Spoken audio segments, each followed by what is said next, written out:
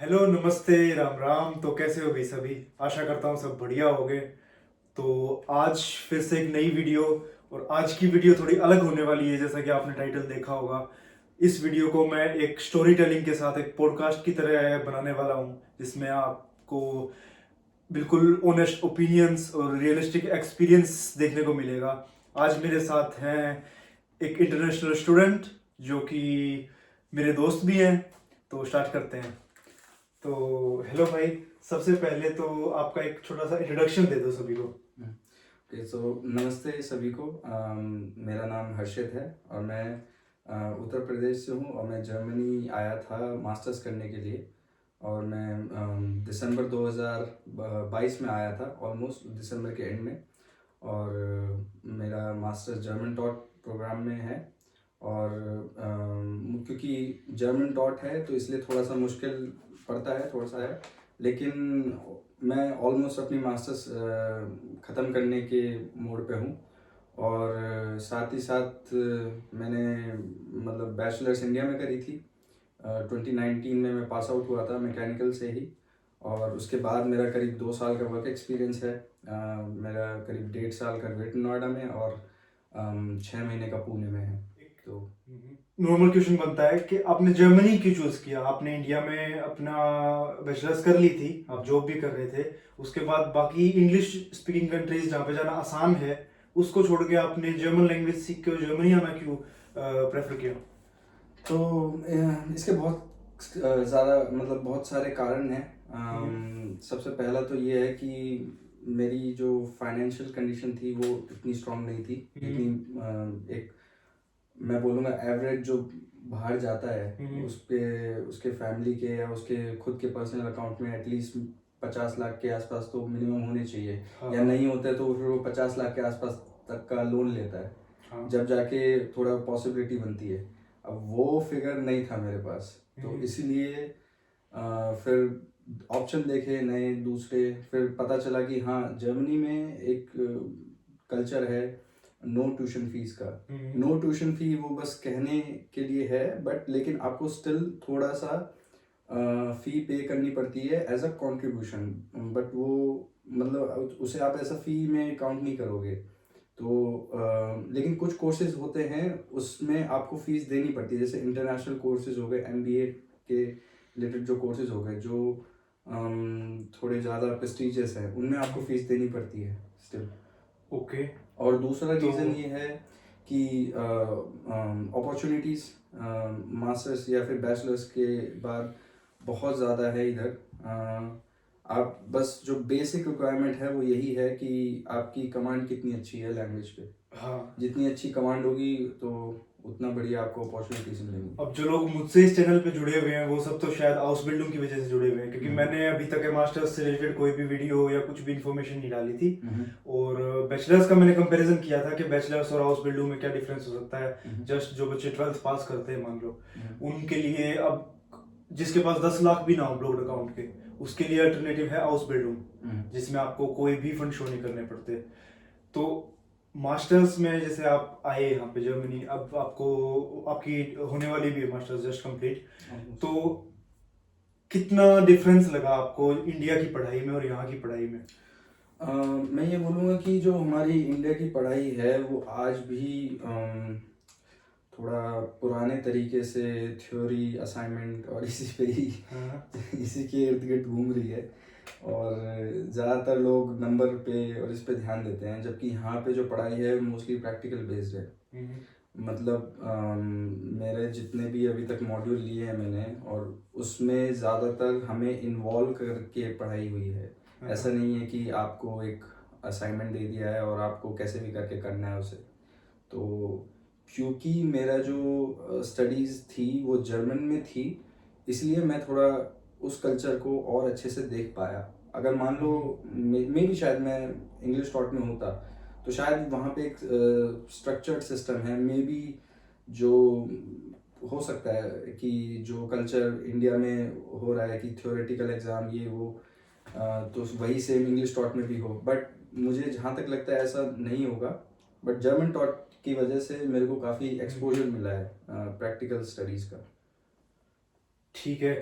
अच्छा, जो अब मुझे नहीं पता कि आप किस इंफॉर्मेशनल स्टैंड पे हो। अगर आपको ऑलरेडी मास्टर्स की नॉलेज है तो आपको पता होगा, या फिर बैचलर्स के बारे में अगर आपने रिसर्च की है कि हमें एक लेटर ऑफ रिकमेंडेशन की जरूरत पड़ती है, हमें एक मोटिवेशनल लेटर लिखना पड़ता है, या फिर जिसको हम एसओपी बोलते हैं वो करना पड़ता है। तो आपने भी किया होगा अपने कोर्स में एनरोल होने के लिए या उससे पहले। तो उसके लिए एक छोटी सी एडवाइस आप अगर किसी स्टूडेंट को देना चाहो तो, कि उन्हें। देखो, मैं तो यहाँ तक बोलूँगा कि जब मैंने अप्लाई करा था तब हमारे टाइम पे चैट जीपीटी एग्जिस्ट नहीं करता था। तो जो मोटिवेशन होनी चाहिए वो आपके फिर अंदर से आनी चाहिए, और जितना अंदर से आएगी वही पेपर में लिखा भी जाएगा। तो मैं तो थोड़ा सा ओल्ड स्कूल हूँ इस मामले में। तो मैं यही प्रेफर करूँगा कि आप अपने खुद से सबसे पहले अपने थॉट्स क्लियर करें कि आपको यहाँ पे क्यों आना है और आपको यहाँ पे करना क्या है।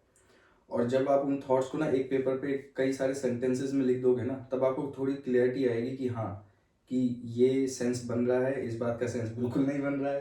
तो जब आप उस चीज़ को फिगर आउट करेंगे तब आप उस चीज़ को स्ट्रक्चर्ड वे में लिख पाएंगे। और मैं तो ये बोलूँगा कि एसओपी इन जनरल या मोटिवेशनल लेटर उसे बोल सकते हैं, तो उसे आप मतलब अपनी कहानी की तरह बयां करें, जिसमें कि आप शुरुआत में ये बताएं कि आपने सबसे पहले आपने क्या क्या करा है और आप किस टाइप के इंसान हैं, और फिर आप क्या करना चाहते हैं इस कोर्स में, जिस कोर्स में आप एनरोल होंगे जर्मनी में।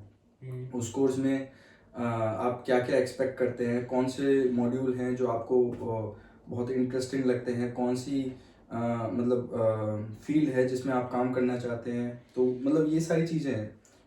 लेकिन मैं बस एक छोटा सा ये सुझाव और दूंगा कि उसमें आपको ये मतलब उस लेटर में ना ये नहीं झलकना चाहिए कि आप यहाँ पे परमानेंटली बसने के लिए आ रहे हैं। अगर आप उसमें डायरेक्टली या फिर इनडायरेक्टली ये कह देते हैं कि मेरे को यहाँ पे बसना है, तो आपका जो मे बी जो वीज़ा का जो ऑफिसर है वो इस चीज़ को देखेगा और वो थोड़ा सा इसे नेगेटिवली इंटरप्रेट कर सकता है। तो इस चीज़ का थोड़ा सा ध्यान देना है कि आपके अपने थॉट्स क्लियर हों कि हाँ, आपको मास्टर्स करनी है, थोड़ा सा एक्सपीरियंस लेना है और उसके बाद वापस आना है। अच्छा, आप ये एक और क्वेश्चन जो मेरे भी दिमाग में भी आ रहा है कि आप अपने फाइनेंस जो है, जैसे मेरा उस बिल्डिंग में तो क्या होता है, मैं अगर मेरे से कंपैरिजन करूं कि हमें एक फेस्टस की हालत होती है, हमें एक महीने के शुरू में या आखिरी में फिक्स पैसे मिल जाते हैं, उससे आप अपने एक्सपेंस निकाल सकते हो। अब आपके लिए तो वैसा है नहीं, आपको तो खुद से ही जॉब देखनी पड़ेगी या करना पड़ेगा। तो आप कैसे मैनेज करोगे? तो मैं शुरू से बताता हूँ। मैं जब आया था तो मैं एज अ लैंग्वेज स्टूडेंट आया था। मतलब मेरे को एक सबसे पहले एक लैंग्वेज का एग्ज़ाम क्लियर करना था। अगर वो एग्ज़ाम क्लियर नहीं होता तो शायद मुझे दिक्कत होती आगे पढ़ने में भी, और शायद इन वर्स्ट केस मुझे वापस जाना पड़ता। तो होपफुली वो लैंग्वेज क्लियर हो गया सही फर्स्ट अटेम्प्ट में ही, कोई दिक्कत वाली बात नहीं हुई और नंबर भी ठीक ठाक आए थे उसमें। और उसके बाद फिर मेरे को वो परमिट मिला यहाँ पे काम करने का। अगर वो नहीं होता तो फिर मुझे परमिट भी नहीं था काम करने का। तो परमिट मिलने के बाद फिर मैंने जॉब्स अप्लाई करी यहाँ के लोकल स्टोर्स में। लेकिन इतनी आसानी से मिली नहीं, क्योंकि जिस शहर में हम हैं वो मतलब मैं जिस शहर में जब मैं था वो थोड़ा शहर कम कस्बा ज़्यादा है। तो वहाँ थोड़ी इतनी अपॉर्चुनिटीज़ थी नहीं, और ख़ास तौर पे जो नेटिव जर्मन्स हैं उनको ही दिक्कत होती है, तो हमें तो खैर कौन ही पूछने वाला है। और तो ये बात थी। फिर खैर मेरा एक दोस्त था, मतलब कई सारे दोस्त यहाँ पे आपके बन जाते हैं। तो जो एक पाकिस्तानी दोस्त था तो उसके थ्रू मेरे को एक स्टोर में जॉब मिली। तो वहाँ मैंने करीब 10 ये से 11 महीने मैंने वहाँ पे काम करा। तो उससे मैं करीब मतलब महीने का निकल जाता था 600-700 यूरो। फिर उसके बाद मैं क्योंकि फिर मास्टर्स चालू हो ही गई थी, तो मास्टर्स में एक प्रोफेसर के अंडर में मैंने कई सारे मॉड्यूल्स क्लियर करे थे। तो मतलब मार्क्स भी ठीक ठाक ही आए थे उसमें। और तो प्रोफेसर ने बोला था कि कुछ वर्क स्टूडेंट मतलब working student as a research assistant, मतलब स्टूडेंट रिसर्च असिस्टेंट की जॉब्स होती हैं यूनिवर्सिटी में। आप मतलब आप जानते भी हो काम कैसा चल रहा है, तो आप क्यों नहीं उसके लिए अप्लाई करते। मैं कहा ठीक है, मैं देखता हूँ। तो मैंने रिज्यूमे बनाया पूरा, सब चीज़ें डॉक्यूमेंट बनाए मैंने, फिर मैंने सेंड करे। फिर मेरे को एक मेल आता है कि हम एक इंटरव्यू रखना चाहते हैं। तो फिर इंटरव्यू हुआ। फिर इंटरव्यू में वही सारी चीज़ें हैं जो मैंने बताया, जो जैसे अभी आप बताया, तो वो सब हुआ। और इंटरव्यू ठीक गया, तो मैं वहाँ पे फिर हायर हो गया। तो फिर अभी मैं एज अ स्टूडेंट जॉब ही वो कर रहा हूँ, as a research assistant university में।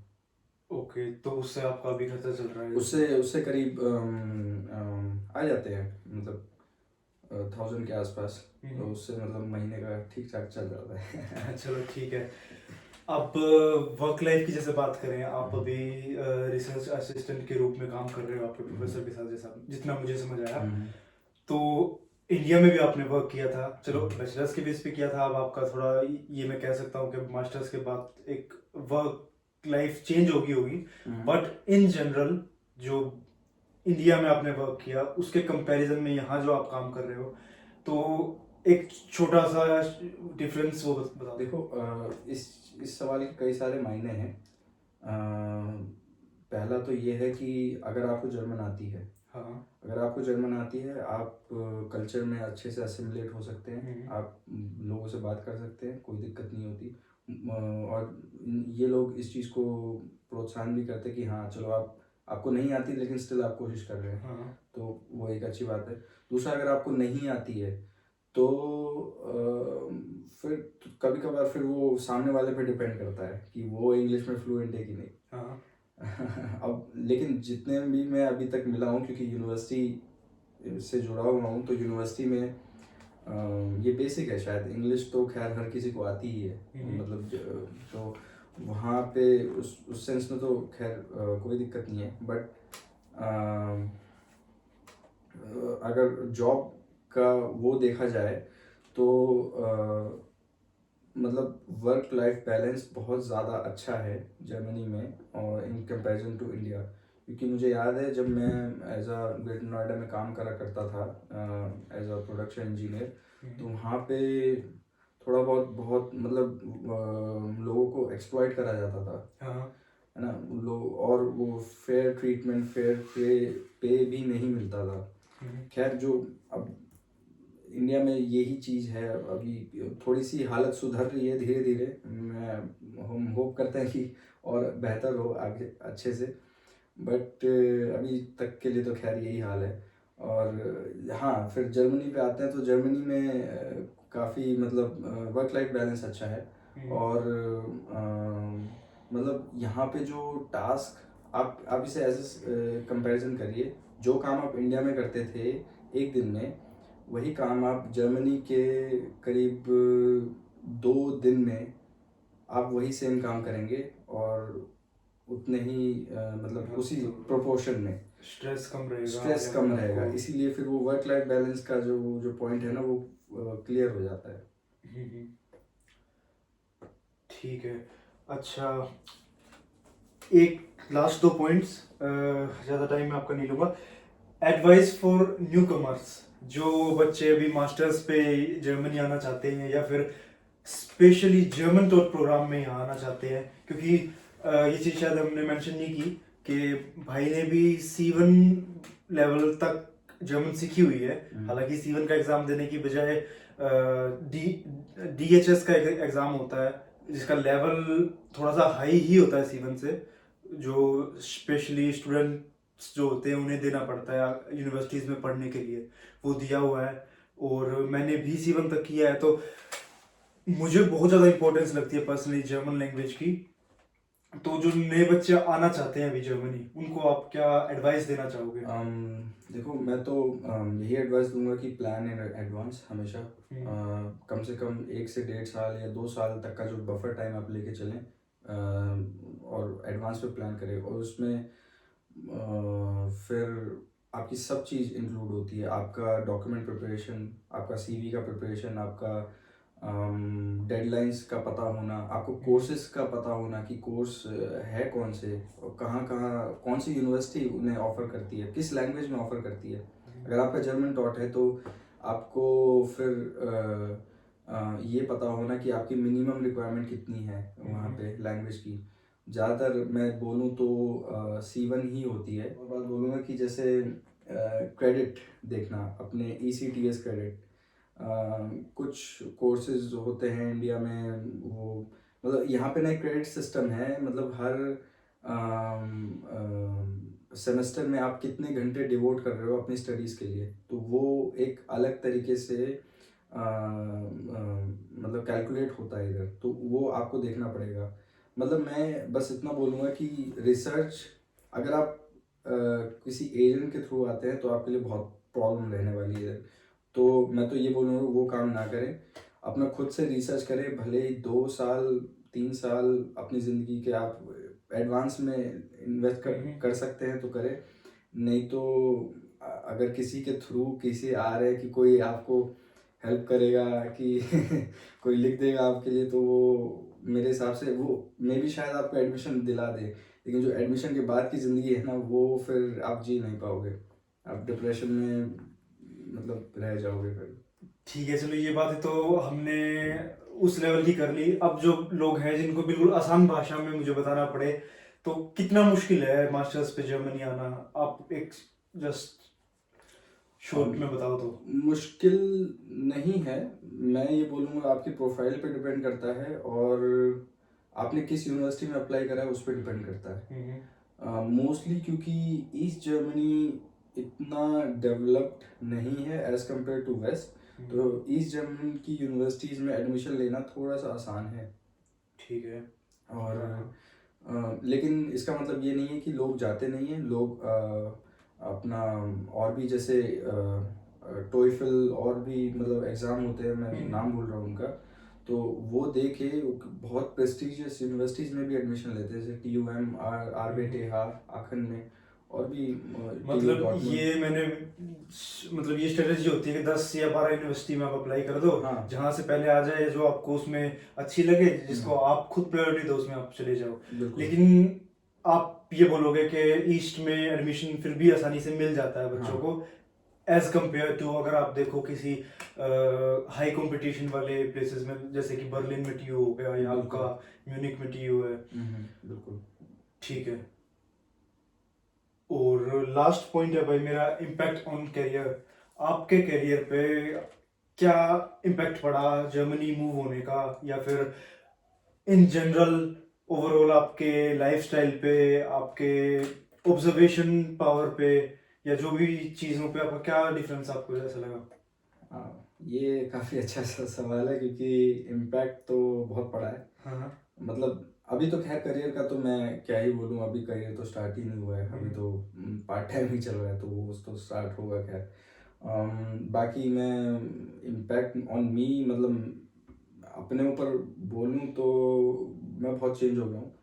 मतलब मैं पहले बहुत इनडिसिप्लिन रहता था, जब मन चाहा सोया, जब मन चाहा उठा और मतलब घर पे ही रहा हूँ ज़्यादातर, तो मतलब एक केयरिंग वो जो है वो मिलता रहा है। तो खैर अब जब जैसे ही यहाँ आया तो वो नहीं था, तो थोड़ा सा अकेलापन महसूस हुआ, काफ़ी काफ़ी क्या बहुत ज़्यादा हुआ। फिर धीरे धीरे समझ में आया कि हाँ, ये अगर करना होना चाहते हो तो आपको अकेला रहना पड़ेगा। अगर अकेले नहीं रहोगे तो आप सोचोगे नहीं अपने बारे में कि मैं क्या कर रहा हूँ, मैं क्यों कर रहा हूँ। फिर धीरे धीरे चीज़ें समझ में आई, एक्सपीरियंसेस हुए, कुछ ख़राब कुछ बुरे। फिर धीरे धीरे समझ में आया कि हाँ, ऐसे भी ज़िंदगी जिया जा सकता है। फिर थोड़ा अपने लिए टाइम लिया, सुबह अब बिना अलार्म के जल्दी उठ जाता हूँ।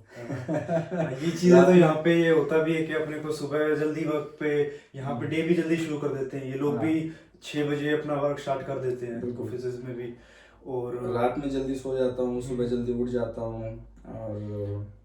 और फिर थोड़ा सा अभी मैं पहले बहुत मोटा हुआ करता था, तो उस चीज़ को भी थोड़ा सा कंट्रोल में करा है। हाँ, ओवरऑल इम्पैक्ट तो आता है। बिल्कुल इम्पैक्ट आता है। खाना मैंने चेंज कर दिया पूरा, जो पहले मैं खाया करता था। हाँ, ये होता है ना अपने घर में इंडिया में जो बन गया वो खा लेते हैं। हाँ। या फिर ये होता है कि भाई मम्मी ने बना दिया, हमने खा लिया, और उस चीज़ को हम इतना सीरियस लेते भी नहीं है। बिल्कुल। उस चीज़ को इतना इम्पोर्टेंस दी भी नहीं जाती है कि हम क्या खा रहे हैं, किस टाइम पे खा रहे हैं। और ये एक फनी चीज़ें तो हैं। चीज एक फनी चीज ये हुई थी, ये ऐड करूंगा कि अभी खैर अब अकेले रहते तो भाई खाना खाया, अब खाना खा के भाई बर्तन धो के रख दिए। हाँ, अब यही सेम चीज़ मैं भी पिछले 2 महीने पहले मैं इंडिया गया था, तो मतलब घर ही गया था, तो वहाँ मैंने खाना खाया, खाना प्लेट धो के रख दिया।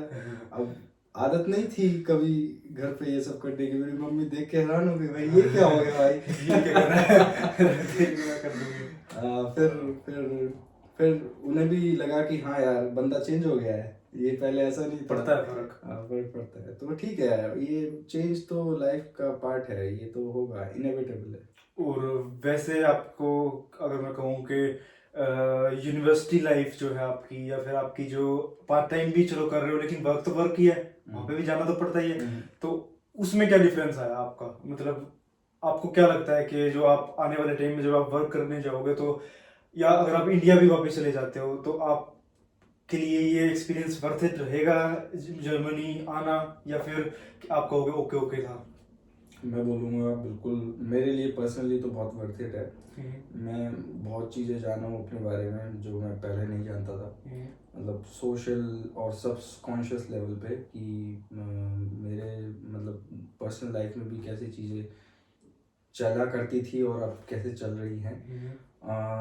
और और मतलब अगर मैं अपॉर्चुनिटीज़ के बारे में बात करूँ तो यहाँ मतलब अच्छी अपॉर्चुनिटीज़ है। यहाँ पे पैकेजेस भी काफ़ी अच्छे मतलब लग जाते हैं। और एक बात और ये भी है कि भले ही यहाँ पे टैक्स रेट बहुत ज़्यादा हाई हो, बट स्टिल आप जो टैक्स पे करते हो वो आपको इनडायरेक्टली मिलता भी है। हाँ, वो तो सच है।